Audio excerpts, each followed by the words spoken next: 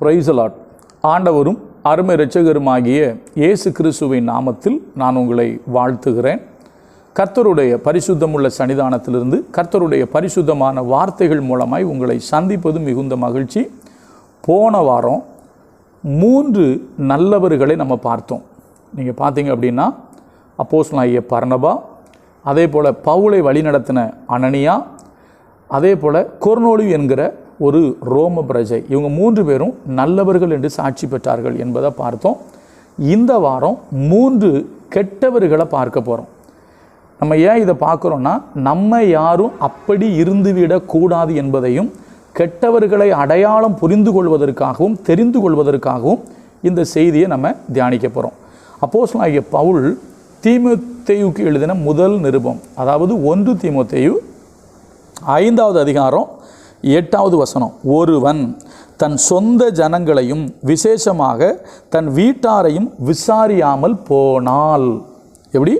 ஒருவன் தன் சொந்த ஜனங்களையும் விசேஷமாக தன் வீட்டாரையும் விசாரியாமல் போனால் அவன் விசுவாசத்தை மறுதலித்தவனும் அவிசுவாசியிலும் கெட்டவனுமாய் இருப்பான்.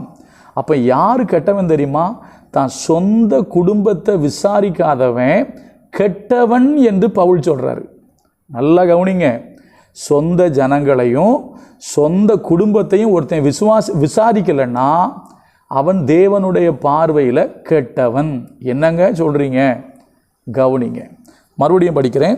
ஒருவன் தன் சொந்த ஜனங்களையும் விசேஷமாக தன்னுடைய சொந்த குடும்பம். இன்றைக்கு நிறைய என்ன நடக்கு தெரியுமா? ஒரு சில இடங்களில் நல்லா கவனிங்க, நல்லா சர்ச்சுக்கு போவாங்க, நல்லா ஆண்டவரை தேடுவாங்க, நல்லா சர்ச்சில் போய் ஆராதிப்பாங்க. ஆனால் பெத்த தாய் தகப்பங்கிட்ட என்ன செய்ய மாட்டாங்கன்னா பேச மாட்டாங்க. அவர்களுக்கு செய்ய வேண்டிய கணத்தை என்ன செய்ய மாட்டாங்க. கூட பிறந்தவங்கள கண்டுக்கிடவே மாட்டாங்க. கூட பிறந்த சகோதரங்களை நேசிக்க மாட்டாங்க. சக விசுவாசியை நேசிக்கவோ விசாரிக்கவோ மாட்டாங்க. இங்கே பைபிள் சொல்லுது, ரொம்ப அழகாக போட்டிருக்கு. எப்படி போட்டிருக்குங்க? மறுபடியும் சொல்கிறேன். ஒருவன் தன் சொந்த ஜனங்களையும் விசேஷமாக தன் வீட்டாரையும் விசாரியாமல் போனால் அவன் யார் தெரியுமா? அவன் விசுவாசத்தை மறுதலித்தவன். யாரா? விசுவாசத்தை மறுதலித்தவன். ஆனால் நீங்கள் யோசிப்பீங்க, நாங்கள் சர்ச்சுக்கு தானே போயிட்டுருக்கோம். சர்ச்சுக்கு தான் போயிட்டுருக்காங்க, ஆண்டவரை தான் ஆராதிக்கிறாங்க, பைபிள் தூக்கிட்டு போயிடுறாங்க சர்ச்சுக்கு. ஆனால் ஜீவியத்தில் இது யோவான் ஒரு வசனம் சொல்லுவார் தெரியுமா? தான் காண்கிற சகோதரனிடத்தில் அன்பு கூறாதவன் தான் காணாத தேவன்கிட்ட எப்படி அன்பு கூறுவான்? நாங்கள் அப்படி ஆராதிக்கிறோம், இப்படி ஆராதிக்கிறோம், அப்படி இப்படின்னா இன்றைக்கி நிறைய பேர் சொல்கிறாங்க. ஆனால் சொந்த குடும்பத்தை அவங்க என்ன செய்ய மாட்டேங்கிறாங்க? விசாரிக்க மாட்டேங்கிறாங்க. பெத்த தாய் தகப்பனை கண்டுக்க மாட்டேங்கிறாங்க. கூட பிறந்தவங்கள கண்டுக்க மாட்டேங்கிறாங்க. சரியா? வசனம் சொல்லுது, விசேஷமாக தன் வீட்டாரை ஒருவன் விசாரிக்கவில்லை என்று சொன்னால் அவன் விசுவாசத்தை மறுதலித்தவன், அவன் அவிசுவாசியிலும் கெட்டவன். எப்படி? சர்ச்சுக்கு போகிறோன்னு தான் பேர், ஆனால் அவிசுவாசியிலும் கெட்டவன் எழுதப்பட்டிருக்கு. ஒரு தாழ்மையான வேண்டுகோள் என்னென்னா, உங்களை பெற்றவங்களை உங்கள் கூட பிறந்தவங்கள கொஞ்சம் விசாரிங்க.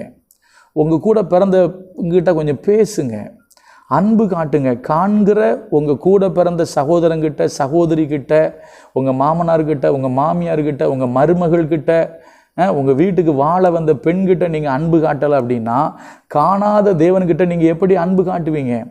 ஒரு கணவன் தன்னுடைய மனைவிக்கு செய்ய வேண்டிய கடமையை செய்யாமல், மனைவியை குறித்து அக்கறை இல்லாமல் இருப்பீர்களே ஆனால் நீங்கள் சர்ச்சுக்கு போனாலும் உங்களை குறித்து வேதம் சொல்லுகிறது, நீங்கள் அவிசுவாசியிலும் கெட்டவர்கள். ஒரு மனைவி நீங்கள் என்னதான் விழுந்து விழுந்து ஜெபம் பண்ணாலும் உங்கள் கணவனை கவனிக்காமல், உங்கள் மாமியாரை கவனிக்காமல், உங்கள் குடும்பத்தை கவனிக்காமல், நீங்கள் விசாரிக்காமல் போனீங்க அப்படின்னா நீங்கள் அவிசுவாசியிலும் கெட்டவர்கள் என்று வேதம் சொல்லுது. கொஞ்சம் இந்த வசனத்தை படித்து பாருங்கள். நான் யாரையும் குற்றப்படுத்தலை, ஆனால் சொல்ல வேண்டிய சத்தியத்தை, சொல்ல வேண்டிய செய்தியை சரியாய் சொல்லவில்லை என்று சொன்னால் அந்த குற்றம் என் மேல் சுமரும். வசனம் தெளிவாக சொல்லுது, ஒருவன் தன் சொந்த ஜனங்களையும், எப்படி? தன் சொந்த ஜனங்களையும் விசேஷமாக தன் வீட்டாரையும் விசாரியாமல் போனால் அவன் அவன் எப்படிப்பட்டவன்? விசுவாசத்தை மறுதலித்தவனும் அவிசுவாசியிலும் அவன் கெட்டவன் அப்படின்னு சொல்கிறாரு. அப்போ இன்றைக்கி பார்க்குறோம், முதலாவது கெட்டவன் யார் தெரியுமா? தன்னுடைய குடும்பத்தை விசாரிக்காதவன், தன்னுடைய குடும்பத்தை கவனிக்காதவன், தன்னுடைய மனைவியை கவனிக்காதவன், தன்னுடைய கணவனை கவனிக்காதவர்கள், தன்னுடைய பிள்ளைகளை கவனிக்காதவர்கள், தன்னுடைய மாமனார் மாமியாரை கவனிக்காதவர்கள், தன்னுடைய சொந்த பந்தத்தை கவனிக்காதவர்கள், சரிங்களா? தான் குடும்பத்தை ஒருத்தன் கவனிக்கலை, விசாரிக்கலைன்னா அவங்களுக்கு பேர் வேதத்தின்படி அவிசுவாசியிலும் கெட்டவர்கள். நாளைக்கு இன்னொன்று சொல்கிறேன், யார் கெட்டவங்கன்னு சொல்லி. கர்த்தர் நமக்கு உதவி செய்வார். தியானிப்போம். கர்த்தர் நல்லவர், அவர் கிருபை நம்மேல் என்றும் உள்ளது. God bless you.